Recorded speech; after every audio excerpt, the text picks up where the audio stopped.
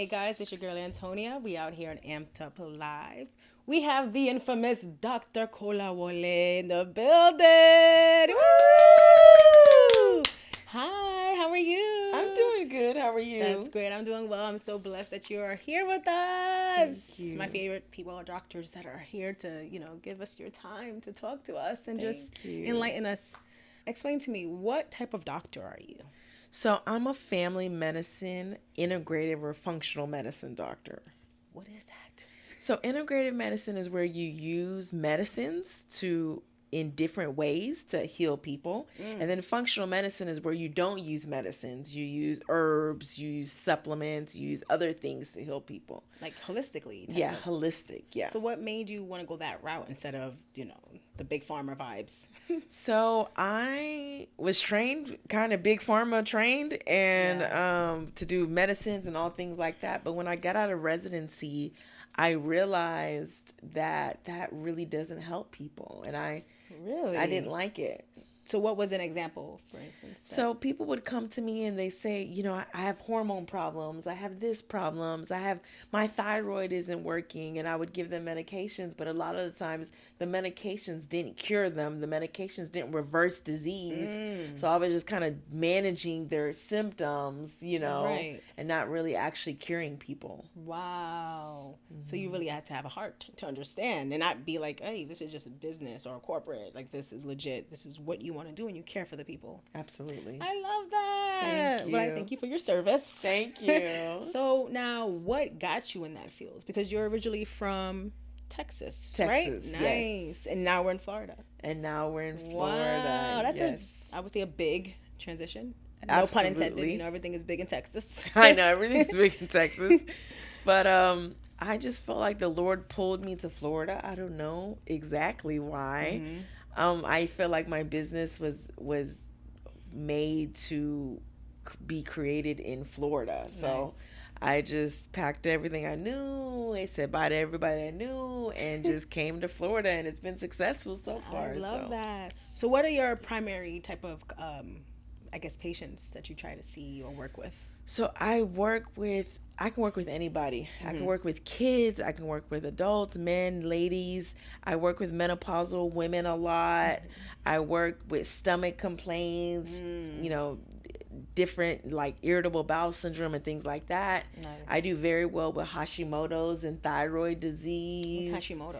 Hashimoto's is low thyroid hormone. Gotcha. So I do very well with thyroid disorders. So I can really work really well with everybody, but my main focus is menopausal women. Okay. So back to menopausal women. How are you targeting them to get, getting them to see you and giving them the insight? I am doing social media marketing. I'm doing videos. I'm doing TikTok. I'm doing all the things, Facebook ads and stuff like that. But I'm in the American Business Women's Association, and I meet a lot of different women that way. Nice. And I get to hear, I get to make friends with them and get to know them and go on outings, and that's primarily how I market. Okay. Now, I know menopause with women. Can we talk a little bit more about that? So basically, what causes that?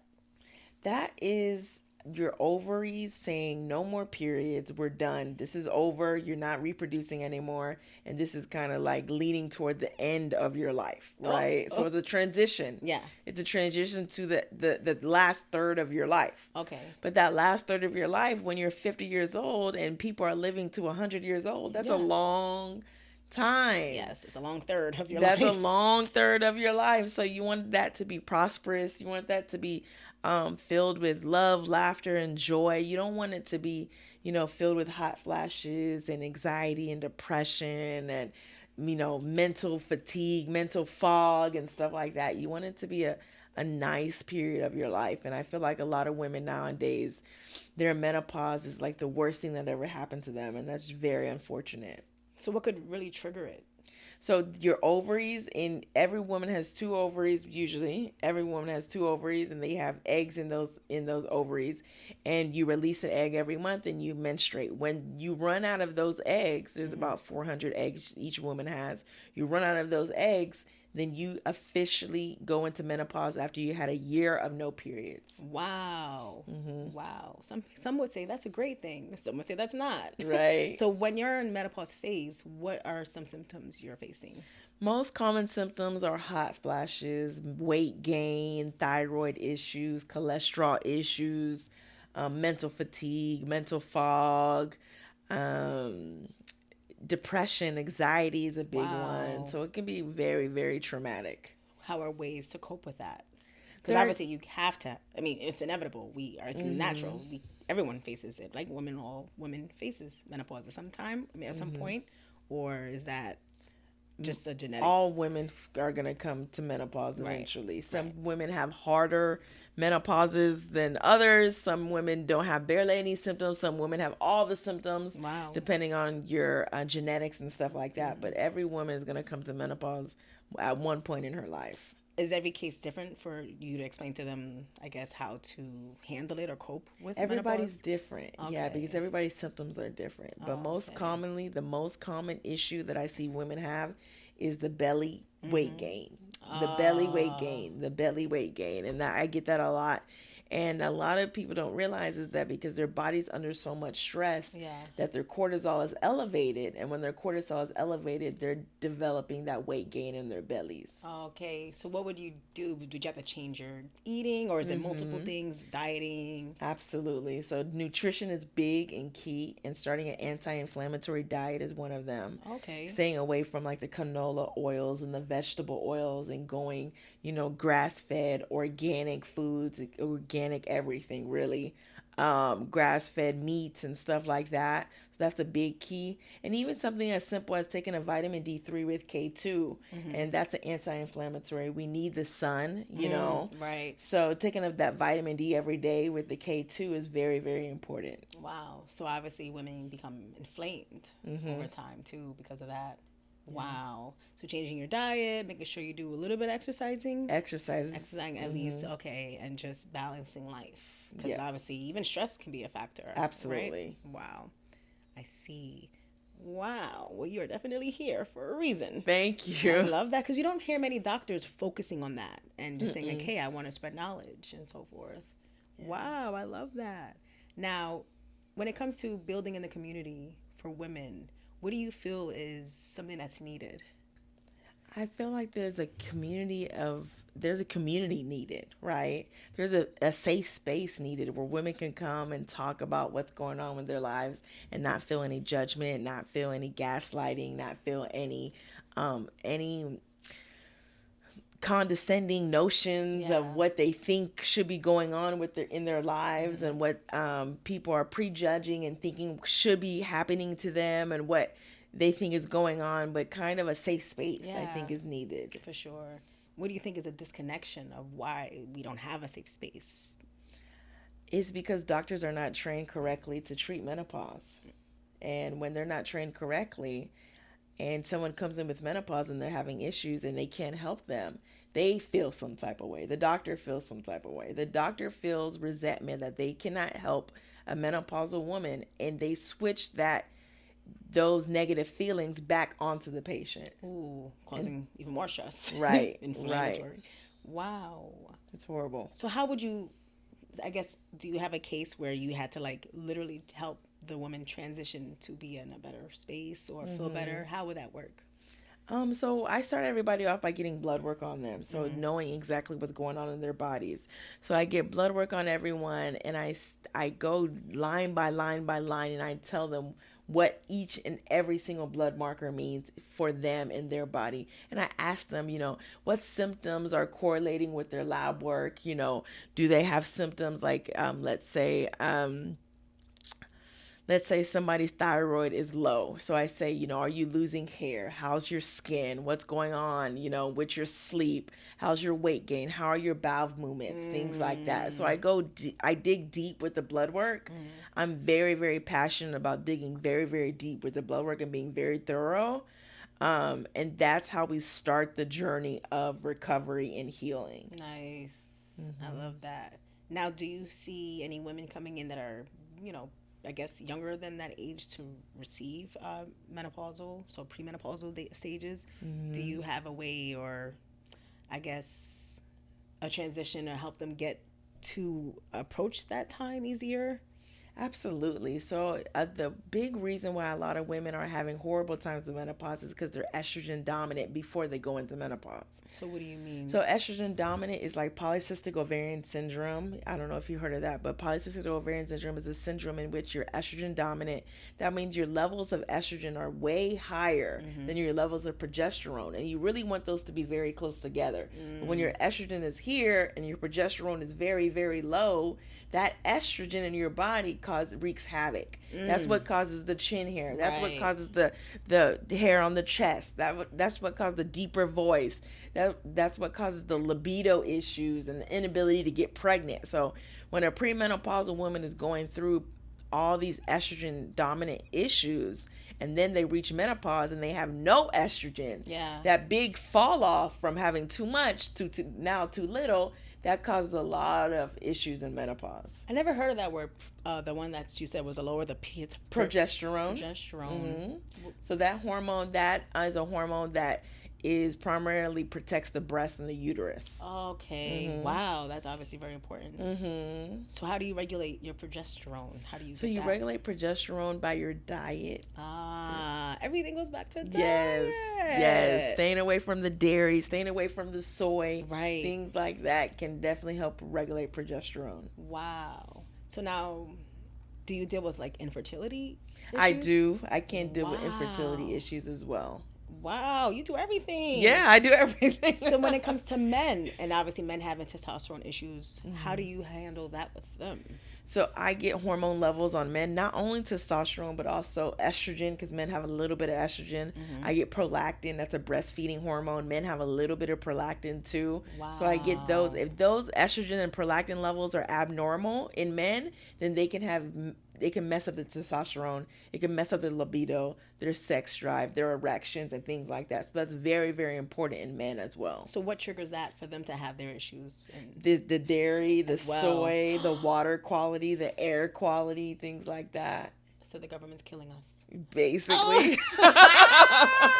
I'm joking. I mean, honestly, we, as weird as it sounds, it's our choice to put whatever in our body. We don't have to do that. You know, there's other countries that have like less ingredients in their food compared to us. Like, you know, like even England, I think they have like 2 ingredients in ketchup. Right. We have like 16 ingredients to develop ketchup. So weird to me. Right. So obviously we have to like educate ourselves. Absolutely. Literally be on top of what we put into our body. Our body is our temple. So we need to just, you know, really be like focused and understand what's going on. Absolutely. Wow. What are some difficult cases you've had with, I guess, males coming into your office? The most difficult case for a male coming into my office is when their low testosterone is very, very, very low and hard to budge. So there's treatments for that. But the thing is if you give testosterone to a male, he essentially becomes infertile. Oh. So the man has to know that he doesn't want to have no children no more before he can take testosterone. Oh. So that's a big factor. Why does that do that? Because it downregulates the testosterone that is already there. So when you take something from an outside source, your body says, oh, I don't need to make any more. I'm not going to make any more. Leave me alone. Oh. So that's what happens. So it essentially makes the man infertile. So he has to say, okay, I don't want no kids no more. That's it. I'm done. Now I want to take testosterone. But the tricky part is when a man still wants children, and there's some treatments for that. Like Clomid is one of those treatments. DHEA is another one of those treatments. And that's when a man still wants to have children, but they want to increase the testosterone. So those are some treatments for that. So do you feel like men or even women, do you feel like there's some stigma around people trying to go to the doctor or seeing doctors to get that help? I think maybe a fear or something they have? Absolutely. There's a lot of medical trauma. Yeah. Right. Let's talk about that because there's a lot of people, they're suffering. They've been through a lot of stuff with their health. They don't feel right. They feel sick. They feel ill. And when they reach out to the doctor says, nothing's wrong with you. Go home. You're crazy. Why do they do that? I don't know. It's just the medical field is a very tough field to get into. And I think getting into that field kind of toughens you. It toughens you, and it makes a lot of doctors bitter. And it's very, very unfortunate. But I tried when I was going through medical school not to become that doctor. Yeah. And that was what I was really, really passionate about. And I'm glad that I still have a heart to this day. And I didn't become kind of those type of doctors. Yeah, we need more of you, because Thank you. as much as what's going on in the world, the stress levels are up, and that can obviously mess with our bodies. Absolutely. So, wow. Well, other than the dietary and the stress to handle that, what do you think are some more preventatives people should take, even men, to get themselves like regulated or internally just taken care of? You need a strong multivitamin. And you need a strong vitamin D supplement with K2. So the K2 pushes the calcium into your bones to help strengthen your bones. Okay. And the vitamin D is an immunomodulator, which means it helps with your immune system. Right. So it helps you fight off disease. It also is a hormone, so it helps regulate your entire body. Wow. It's very important. Okay. So that's the starting point, is a strong multivitamin and vitamin D K2. And then you need to get into what's wrong specifically with you. What nutrients do you need? What vitamins do you need? What things do you need specifically for you? And then you go from there. So you have to get the blood work so you can. So how often do you recommend people to get checked out? At least twice a year. Oh, obviously. Wow. Okay. So do I have to have insurance to come see you? No, you don't. Really? You do not have to have insurance to come see me. You pay me, the doctor, directly with a low monthly membership fee. And you can see me as many times as you like. Wow. As little as you like, as much as you like, but it's up to you. And you're very hands-on. Absolutely. So now what if, because I've seen, witness people going to the hospital, ER, and having the doctors try to explain to you what's going on, but still has to relay that message to you. Sometimes that doesn't, connect. How do you bridge that gap? So I'm with my patients every step of the way. When they go to the ER, they tell me, I contact the emergency medicine or the emergency room, and I let those doctors know what my patient is experiencing. I basically am the in-between doctor, right? So I tell my patients, what's going on and what they think is going on with them in the ER. And then I tell the ER doctors what's going on with my patient and what I think should be done for them. Nice. So you're very in tuned and really involved with the patient's life. I love that. Thank you. I love that. Now, this month is Mental Health Awareness Month. I'm not sure if you know. Yes. Is it May? Yes, it is May. So how do you feel about mental health? We've been facing a lot of especially men going through it. And just recently, someone just jumped over the bridge, the Pineda Causeway. I heard that, yeah. I understand you're a primary care physician. You might focus on certain things, but what if you have a patient that is you see mentally they need assistance? How would you handle that? It depends on what type of assistance. So you have to be able to triage people. Is this just a bad day? Is it a bad year? Is it a bad life? How are they framing their situation, and what is their perspective on their situation? So you kind of have to triage and kind of know, is this somebody who just needs a therapist? Is this somebody who needs to be taken by police to the hospital to be able to be held down and be taken care of in an emergent basis? Or is this somebody who maybe would benefit from a little medication here and there? So you kind of have to gauge. But I do offer that. I do offer mental health services. In my functional medicine side, I can test neurotransmitters. Wow. So I look at their dopamine, I look at their serotonin, I look at their GABA, and I could be able to see, okay, your GABA is a little low. Maybe if you supplement that, you would feel better. So those are different options in my practice. Wow. So you would just, in general, you would do the blood panel type of testing, and then if somebody was like, well, I need something, if you can help me mentally, I'm going through things, you would do that type of testing. You wouldn't do it together, right? No. Okay. Obviously. Okay. Wow. So how was life growing up? Because you're clearly amazing. Thank you. How was life growing up? How are your parents? Oh my goodness, my parents, I love my parents very, very dearly. Both of them were very vital to my life. They definitely helped in different ways. My mother was more hands-on in my life. She was my encourager. She was my motivator. She was my right wing lady. She was everything. So she was always supportive of me and my siblings and everything. So it was a very loving household. I grew up, my parents are immigrants. They immigrated from West Africa to America, so I'm first Nice. generation American, and it was kind of a stressful life growing up, trying to make ends meet for a family of 6. Wow. But they did the best they could do, and I'm grateful for everything they've done for me. That's beautiful. Thank you. Now, obviously, times get a little, dark. How do you cope with that?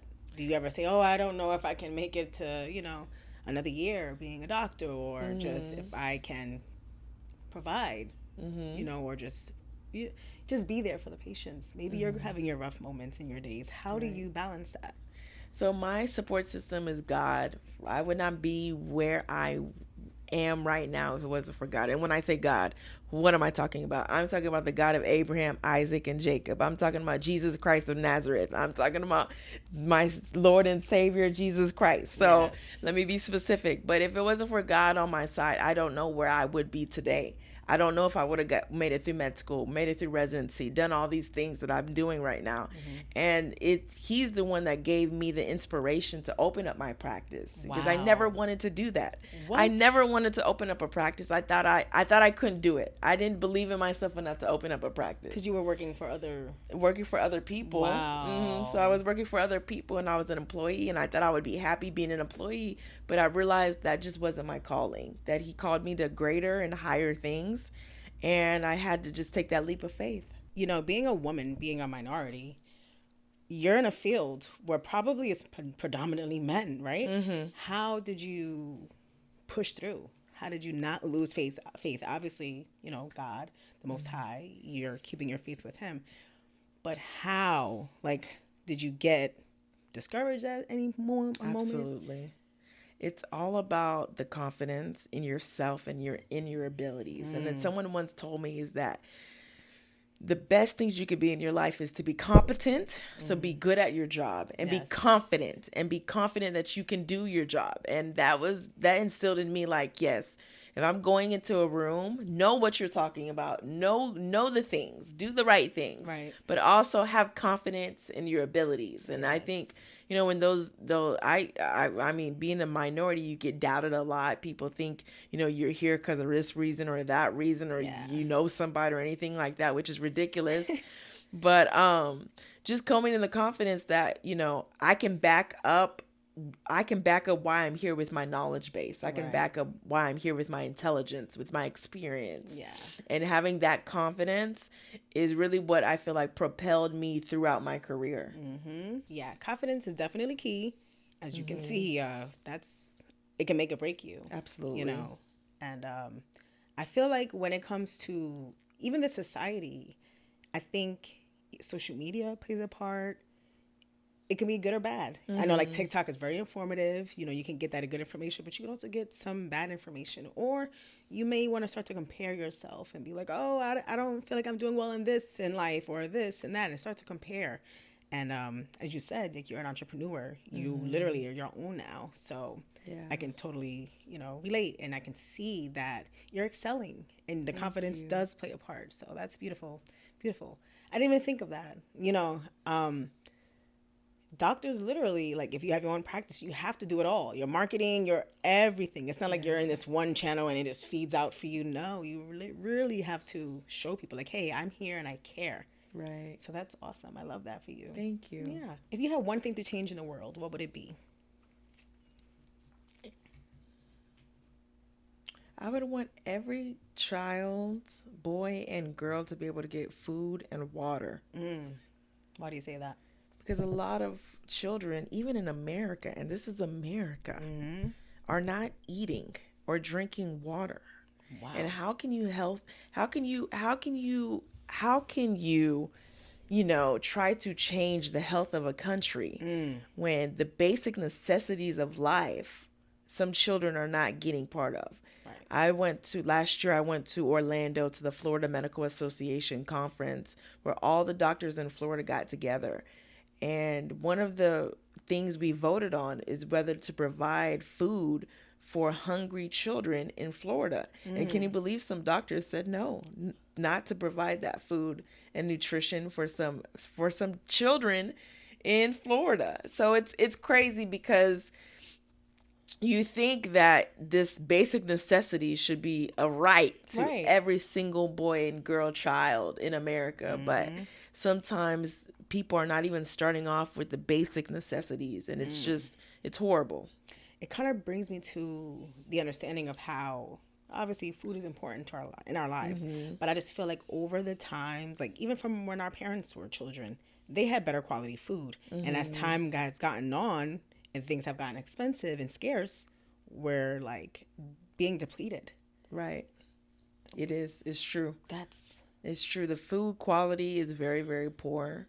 And it's like if you don't buy everything organic, everything grass-fed, the type of ailments that you'll see because of the food quality is very unfortunate. But there is a connection there, and I want people to make that connection that, maybe the McDonald's is not the best thing for them just to eat quick and fast.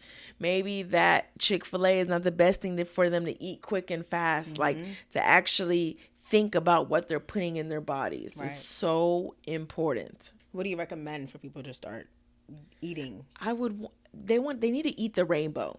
Right? They need to eat nutritious food, vegetables, fruits, different colors. Make a big salad bowl for yourself with all types of radishes and purple potatoes, and put anything you want in there and eat those type of nutritionist foods that are nutrient dense. Yeah. Got a tongue tied, but yeah, you need those different vegetables and fruits that are rainbow color. So you don't want to eat the same thing every single day. You want to eat rainbow colored salads and fruit. Wow. I love that analogy. The rainbow. And it's true because the colors is what is obviously holding the nutrition.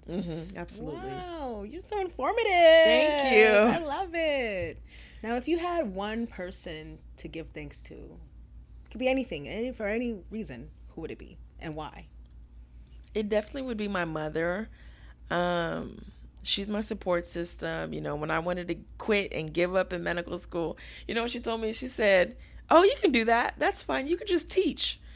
I was like, my mom's a teacher. So I saw how hard it was to just teach. Like to just teach is not just something simple. I love all the teachers out there because what they do is a job that nobody could do. Right. Literally. It's a very hard job. So when she told me you could just teach, I said, no, I'm gonna go back and be a doctor. I can't. I can't do that. I know teaching is rough. No, I don't want to be with those bad kids. Wow. As a doctor, you're like, no. So shout out to the teachers. Shout out to the teachers. Absolutely. Wow. I can only imagine. Well, you will be a great teacher. I can see that. You're teaching us now. You are a teacher. I am a teacher. Yes, that's true. Yeah, in your field that you want. Yeah. And you can pick and choose what to teach. Exactly. So that's good. You're not being told on, stick by this, do this, and do that. I love that. Great. Now we have Connector Fest coming up. Yes. You are one of the speakers. Yes. And this is going to be our third annual event. Woo-hoo. Yeah. So I'm so excited to have you there. Thank you once again for speaking and being a speaker. Thank you. What are you looking forward to at this event? I'm looking forward just to be able to empower women. Just to be able to empower them. Even if it's for just a moment. And just to let them know that they're not alone in this journey. That there are other women out there by them, with them, supporting them, empowering them, loving on them. And that's what I just can't wait for it. I love that. Thank you. Aside of your mom being there for you and just making sure you're waking up and being like, hey, you're motivated. What really keeps you going? It's hard to pinpoint, to be honest. It's hard to pinpoint. But I feel like for me, it's my desire to please God. More than anybody else. I don't care, and this is from a recovering people pleaser. So and that's real. Yeah, this is saying a lot. But, you have to have that desire to please God more than anybody else. Yes. And he's going to walk with you. He's going to talk with you. He's going to let you know you're his own. And sometimes I'll get down on myself. Sometimes I'll doubt myself. But there goes the Holy Spirit edifying me, telling me I'm capable, I can do this, I got this, he's there with me. And it's that relationship with Christ that I feel like it upholds me when I have no one else, and that's all we have in this world is God and ourselves, to be honest. For sure. That's who we came into the world with. That's who we'll leave with, God and ourselves. So it's about building that relationship with Jesus, and it's about building that relationship with yourself. Yes. It's so important. The older you got, obviously your faith got stronger. You love yourself more. You know, you're more in tuned. You care for the people. As time goes on, do you feel yourself, I'm not saying judging, but do you feel that it's a little bit more challenging to not relate, but to make connections with people that you feel? Connections are always hard because everybody has different motives. Yeah. Right. Yeah. So it's hard as a follower of Christ, to say, you know, I heard the quote one time, you know, I'm not Jesus, I will cut you. Oh, I heard that quote before, and I find it so funny because, yes, I follow Christ. I love the Lord. I love Jesus. I am not God. I'm not perfect by any means. Please do not put me on any type of pedestal at all, because I will fall short time and time again.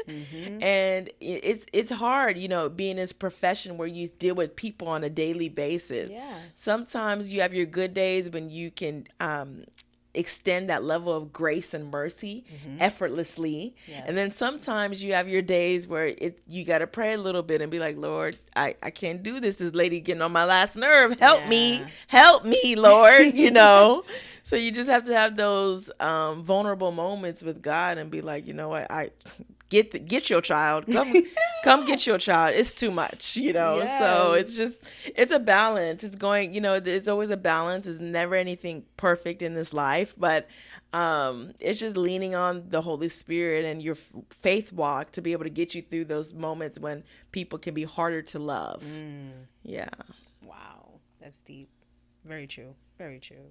I feel like mental health, your internal health, physical health, all that is life. Is who we are. Absolutely. So like you said, balance really plays a part.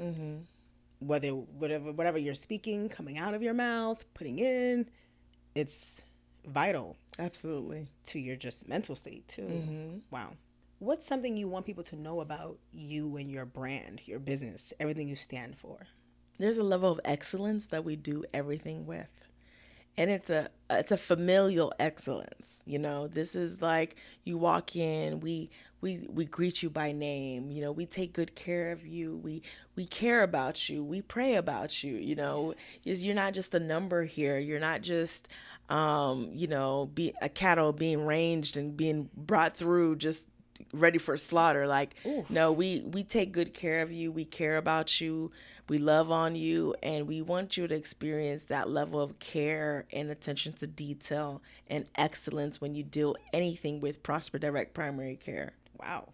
Gotta leave you a great Google review. I love that. You know, and I would say it's a little bit challenging, especially in this area in Brevard, where you business is thriving. Right. And it's as many people we have here, we don't have as much as major cities. So you would think it's easier to connect, but you can still have challenges because people's mentality and just the stereotypes of, I'm going to see the doctor. They don't care about you. They're just a bill, you know.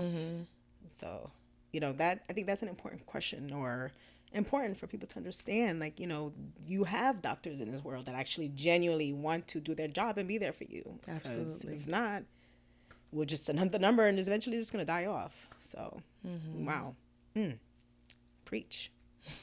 In 5 years, you know, obviously your business is taking off. Where do you see your business going to? So I want us to expand to dental, chiropractic, massage therapy, mental health, and things like that. I want us to be a big force in Brevard to be reckoned with when it comes to medical care. And I want it to be completely and fully holistic. Wow. Why holistic? How important is that to you? The whole body matters. The entire body and mind matters. Wow. So you can't just focus on one section of the body and say that this is the most important. There is no most important. It says that in the Bible. You know, that if the foot said, I don't want to be a foot, what would happen? If the arm said, I don't want to be an arm, what would happen? Right. Every single member of the body is very, very important, and it needs a holistic approach to maintain health. Wow. If you wasn't a doctor, what do you think you would be? Social worker. Why? Just the love of people. Yeah. The love of people and the love, the wanting to serve. I thought about getting a social work pre-med degree. Really? Yeah, but I ended up not doing that. I ended up getting a biology degree. Yeah, that's awesome. Either way, I still feel like you can still do the social work. So, absolutely. There's a lot of social work in medicine. Yeah. Wow. Do you have a quote you can give us that you kind of live by, or someone told you? Quote that I live by? Or something that that stands out to you. Maybe you just heard it today, or maybe it's something that you've heard years ago. A woman that can bow at the feet of God can stand against anyone. Preach. Oh, I like that. I like that. I love that. Thank you. Now, if people wanted to get in contact with you, find you, reach out to you, where can they find you? They can go to www.prosperdpc.com and schedule a free meet and greet. Wow. So what does a Prosper fall into? Is that the business name? The name of my company is Prosper Direct Primary Care. Okay. How did you come up with Prosper? That is so funny. It's a very interesting story, actually. So when I wanted to start a business, I kept thinking, what names can I do? What names? And the thing that kept coming to my mind was Prosper. Yes. And I said, I'm just going to go with Prosper DPC. So I went with Prosper Direct Primary Care. And it's funny, when I was getting the trademark, my lawyer, she was like, oh, I don't, she really didn't like Prosper DP. She was like, Prosper sounds like a financial company or something like that. I said, no, I want to stick with Prosper DPC. Yeah. And it's so funny because one of my favorite numbers is the number 4. And when you look at the number 444 in Hebrew, it means prosper. Get out. So I was like, wow, this is meant to be. Alignment. Talk about alignment. Yes. So wow. that just confirmed when I found that out, and I'm learning Hebrew, but when I found that out, I was like, oh no, it was meant to be. It's going to be, I told my lawyer, it's Prosper. It's definitely Prosper. Wow. Yeah. I love that. And you're learning Hebrew. So you're just, you're full of talent. Thank you. And knowledge. I love you. that. I do want to thank you so much for being here. I don't want to take up too much of your time. I know you're a doctor and you have appointments and stuff, so it's pretty early. So, I thank you once again for being here, building with us. We're definitely going to have you back on here because, who doesn't want to have a doctor on their show? So, again, I thank you so much for being here. And if you guys want to contact her, Prosper DPC.com. There we go. I love that. Yes. So, thank you guys for tuning in. We have Dr. K in the building. She will be live in action speaking at the Connector Fest Saturday, May 10th.